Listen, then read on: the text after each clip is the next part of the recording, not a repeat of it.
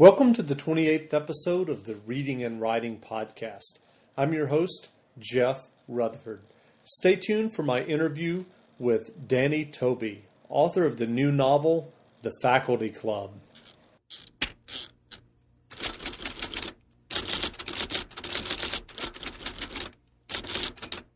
Well, this is Jeffrey Deaver, author of, most recently, The Burning Wire, and soon to be author of the next continuation James Bond novel. I spend a lot of time writing, a lot of time researching my books, but when I'm not doing that, I love listening to the Reading and Writing Podcast, which you can hear at readingandwritingpodcast.com. Well, welcome back to the Reading and Writing Podcast. My guest today is Danny Tobey, author of the new thriller, The Faculty Club, available now in hardcover and ebook editions. Danny, welcome to the Reading and Writing Podcast. Thanks, Jeff. Glad to be here. Sure. Well, if someone hasn't heard about the Faculty Club yet, can you give us a sense of what your new thriller novel is all about? Yeah, absolutely. It's a thriller about secret societies at the world's greatest law school. And I think the sort of twist that makes it unusual is it starts off very much in the vein of a legal thriller. You've got this young guy named Jeremy who's a public school kid from Texas who is sort of baffled to find himself at this unnamed best law school in the world. And he gets very obsessed with the secret society on campus, which promises success beyond his wildest dreams.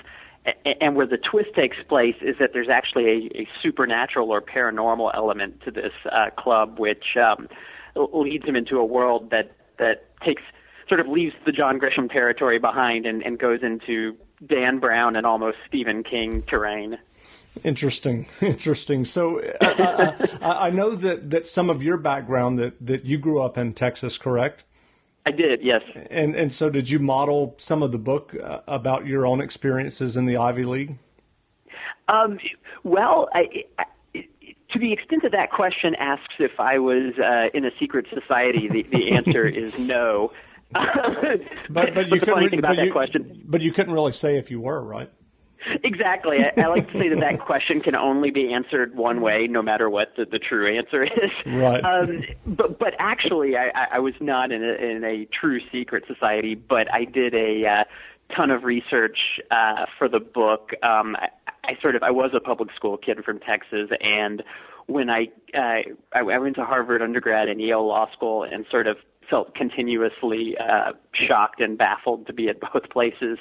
And was always obsessed with the secret societies, partially because I just love rituals and symbols, and they're filled with both of those, and also because I just love the secrecy of them and sort of what they represent, which is you get to this campus that's supposed to be an open sort of bastion of democracy and knowledge and liberty, and then you have these highly secret quote-unquote tombs in the middle of campus that people just pass every day and accept.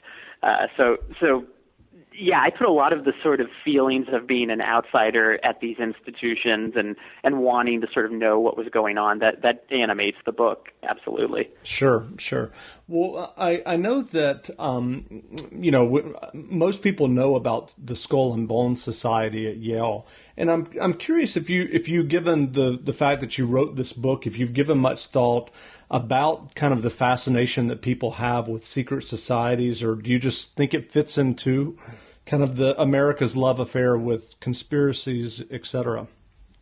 Well, I think it's both. I mean, I think to some extent secret societies are an easy target because, it's a complex world and our problems are sort of huge, and people love conspiracies because they're sort of an easy target. You can say, oh, that's the bad guy.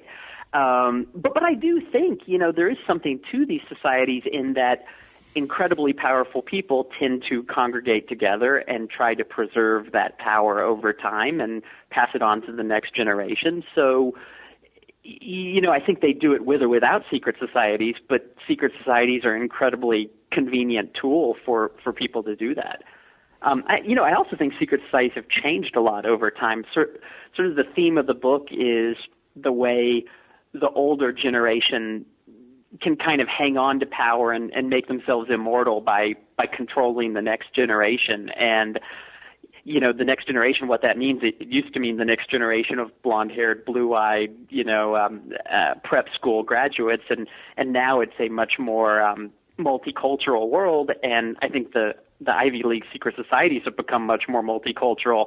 And so one of the things the book plays with is, while that sort of surface level changes, the desire to still control the next generation and pull the strings doesn't change. Sort of a subversive but fun idea. Right, exactly. Well, I noticed in researching for this interview that you had won a prize for creative writing at Harvard, the Edgar Eger Prize. And I'm just curious if the Faculty Club was the first novel that you've written.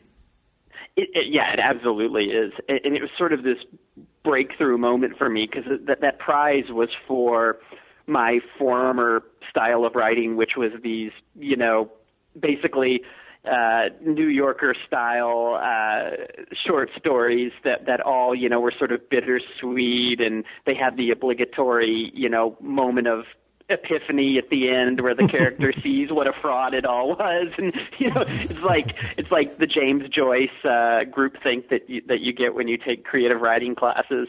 And a couple years later, I was sort of reading my John Grisham and Stephen King, and I just had this breakthrough moment of, this is what I really love. I mean, I love books that suck you in right away, that are entertaining. I mean, it's great if they make you think, and I believe that the Faculty Club actually has some cool metaphors for a lot of the stuff that's going on in the world around us. But that doesn't mean it can't be fun. And I don't know when this idea that books have to be painful and about horrible, depressing subjects to be intellectual or important. I don't know when that idea came out, but I decided to sort of push against it and write the kind of books I love to read. So this is my first novel, and I think it's the first novel I could have written, because I don't think going down that other route of more literary writing, my heart just wasn't there.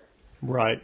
And I'm curious, what was the process like for you, given what you just said? Did you set out, I mean, you said you had this kind of epiphany regarding John Grisham and Stephen King and realizing that this type of literature with kind of a narrative drive, and I guess some people may disparagingly refer to it as popular fiction, that was your passion.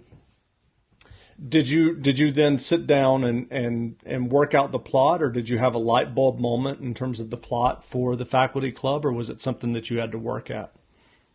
No, the plot came very nicely once I had the core idea.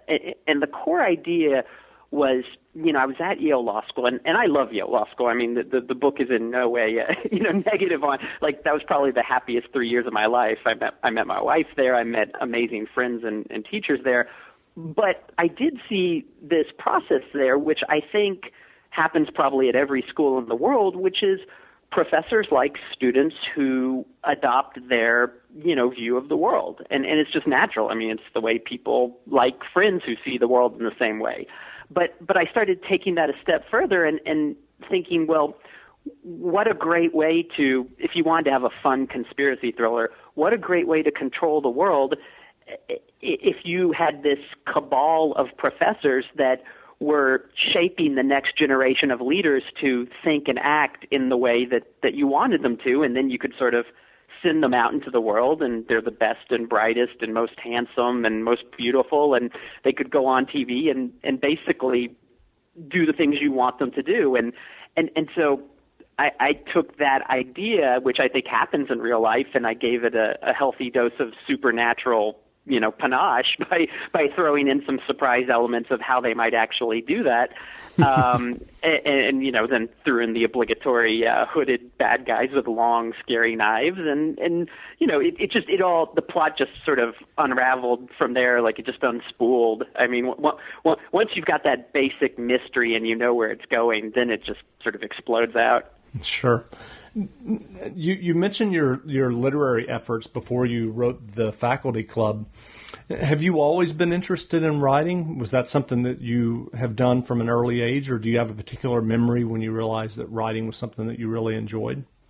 Yeah, it's funny because I did my first book signing ever right 2 days after this book came out back a month ago, and my fifth grade teacher came to it, and it was like, just the most beautiful moment of my life, because it was like everything came full circle, because he was my first real writing teacher. I had been writing stories, and this sounds preposterous, but it's strangely true. I mean, as long as I can remember, like probably the moment I knew how to write, like I was writing these made-up stories and making up movies. I remember when I saw him, I made a comic book when I was very little that was so cheesy. It was about vampires in outer space on a space shuttle, and it was called Atmosphere, the F-E-A-R at the end. and I was certain at age 10 or whatever that this was going to be the number one movie in America. But so this love of sort of supernatural nonsense goes all the way back. But no, I've always written, and just the amount of failure that you go through as an aspiring writer is amazing. I mean, I quit writing for years at a time, and then I would come back and try it a different way. And I wrote in high school and used to save my rejection letters from the New Yorker, and I had stacks of rejection letters. Then in college, I was writing again, and I got involved with the Lampoon, which was a comedy magazine, and so that was just a totally different type of writing. And I even spent a year with my friends in New York, getting rejected from Saturday Night Live and David Letterman, and a lot of them stuck with it and finally made it on. But I sort of went off in this other direction to write novels. But it's really exciting because there's so much rejection, and it just goes on and on. And so when you finally have something that hits like this, it's just like, it just doesn't even feel real. Yeah, I can imagine. You mentioned earlier John Grisham and Stephen King. Who are some of your favorite writers? What books and writers inspire you and that you enjoy reading? Oh, I was on a really big Michael Chabon kick the last couple of years. I think Cavalier and Clay is just a phenomenal book. And he's a great example of someone who loves genre fiction. He loves sort of supernatural and sci-fi and fantastical tales, but he manages to take it to a literary, I mean, in his case, a truly literary, Pulitzer Prize-winning level. I mean, he's great. For just straight-ahead scariness, you can't beat Stephen King. For beautiful, sort of haunting, high literary modern writing, I'm a big fan of Philip Roth, big fan of Cormac McCarthy. I thought The Road, some of Cormac McCarthy's earlier books, I liked them because he's such an amazing writer, but they were so just harsh. And then I read The Road, and there's actually this redemptive human connection that you can form with that book because it's about a father and a son, and so that blew me away. But I mean, I read everything from old classic literature to John Grisham and David Baldacci. Sure. Well, now that you have had your first novel published, and you mentioned the great experience of having the book signing and having your fifth grade teacher there, what advice would you offer to aspiring writers who may be listening to this podcast and may be in the position that you were years ago? I would say, and this is almost so trite that it's meaningless, but it like most deep human truths, it's easy to write it off as a cliche. But write where your heart is, and do not chase the moment. Do not chase what's popular. I mean, God love vampires, but if I read another vampire novel or even, smell another vampire novel, I may have to jump off a bridge. And I think there's probably 10 million new original vampire novels out each week now. And maybe this is terrible advice because they may go on to be number one bestsellers, but I mean, it's like me writing the literary short stories when I really wanted to sneak off and read Grisham. I mean, you're going to light up and be passionate when you write what entertains yourself, not when you're sort of chasing what you think agents or publishers are interested in the particular moment. And I think it's a good way to find yourself behind the curve if you're sort of chasing, the last Twilight or whatever. There's risk in that too, because I think, a book like The Faculty Club is surprising to some readers because it's very different than books that they've read before. It starts off like this very traditional legal thriller, and then it takes a radical left turn into foreign territory, sort of supernatural excitement. And I love a lot of books like that. There's this great book from, I don't even know when it came out anymore, but it was The Magus by John Fowles. Sure. And that's another book where every time you think you know what's going on, it just takes a left turn. And I remember reading that book for the first time. It was like a great adventure because for once I could not predict where the book was going. And so I really wanted to do something like that with the Faculty Club. And so I just followed that strange thread, and it's been kind of cool. That's great. What was the publication process like for you? Did you have difficulty finding an agent? And I'm assuming that you used an agent to sell the book. Yeah, I actually got incredibly lucky because that my agent is Jody Reamer, who discovered the Twilight books. And so not only does that make her just really cool because, Twilight was obviously rejected by a lot of people before Jody was brilliant enough to pick it out of the pile and say, this is it. But it also is just cool for me because, I'm prone to self-doubt. So after, sending it out and waiting for responses to get positive feedback from Jody after she had just launched Twilight, it was like, wow, maybe, I actually don't have to, spiral into despair that I'll never write something that someone reads, which was, a positive moment. Again, like everything in writing, rejection is a huge part of it. And I had a writing teacher in college who told me the greatest saying. He said, as a writer, you have to be tough about rejection and sensitive about everything else. And it's a very hard balance to strike because if you get too jaded, you lose that sensitivity that allows you to perceive the world in an interesting way and feel it and then convey that to people through a book. So there were, a lot of agents who, looked at the Faculty Club and passed on it, but Jody pretty early on saw it and said, this speaks to me. And from there, it was great. We managed to get an amazing editor, Emily Bessler from Simon & Schuster, and she did Angels and Demons. She does all Vince Flynn's novels, so she's just a phenomenal talent, and helped me revise the book in a way that I think made it much, much stronger, and then has been great in getting it out there to people. That's great. What's next for you? Are you working on another novel? Yeah, so the second one is done. I'm really, really excited about it. It is a totally independent novel from the first book, except that there is a character from the first book, from the Faculty Club, that disappears and sort of consciously. I mean, they say, whoa, what happened to this guy? And you're sort of left dangling with that at the end of the first book. And you do find out what happens to him in a surprise cameo in the second book. So, but I will say that revelation raises as many questions as it does answers. So I think that's probably where the third book is going, is to show how he got from point A to point B. But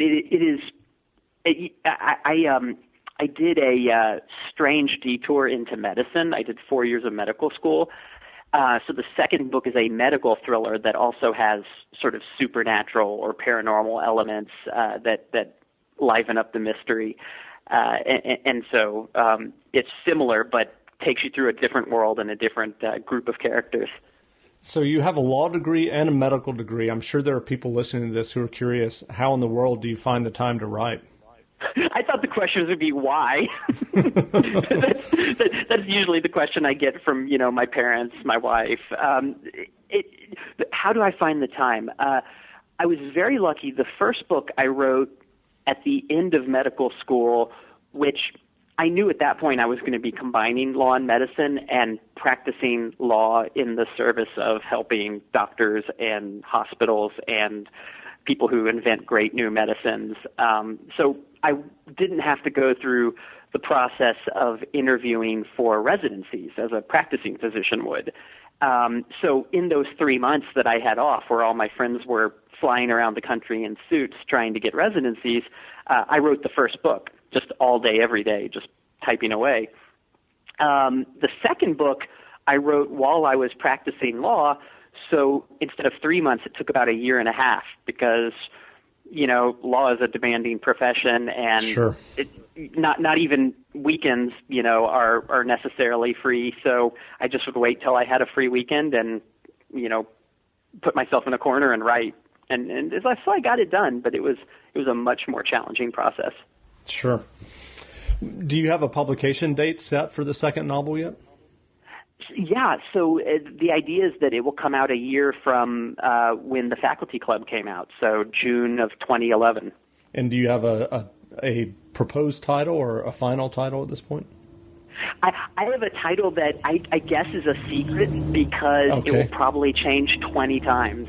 Sure. The Faculty Club was not originally called the Faculty Club, and I think we must have had, I don't even know how many titles.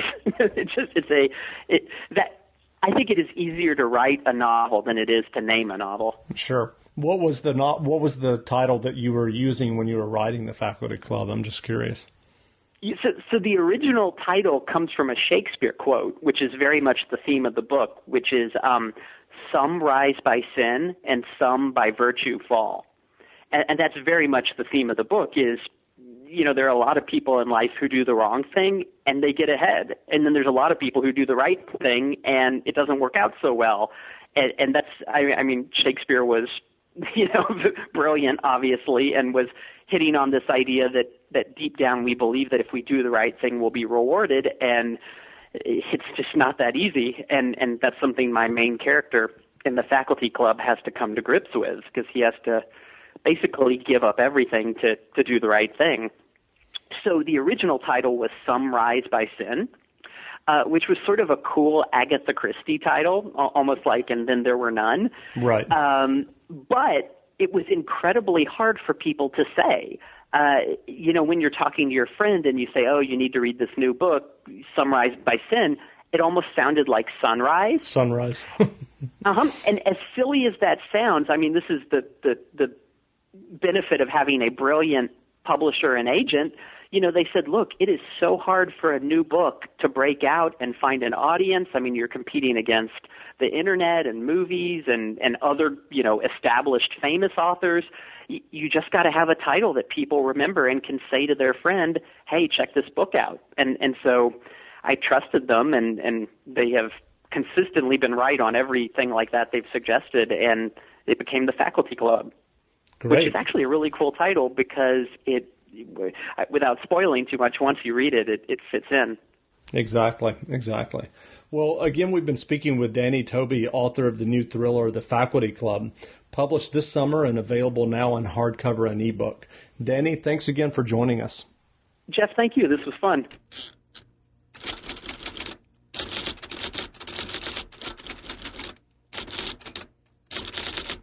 This is Lee Child, and I'm listening to the Reading and Writing Podcast. Thanks for listening to my latest interview. If you like what you heard, I would really appreciate a review of the podcast in iTunes. It's really simple. All you have to do is go to the iTunes store, and it takes a minute or two to leave a quick review of the podcast. And that way more people can find the podcast, because the more reviews and ratings a podcast has in the iTunes store, the more they feature it and the more prominently they feature it. So hope you enjoyed the interview. Until next time, read some good books and support your local independent bookstore, and I'll be back soon with another interview with a writer that you enjoy reading.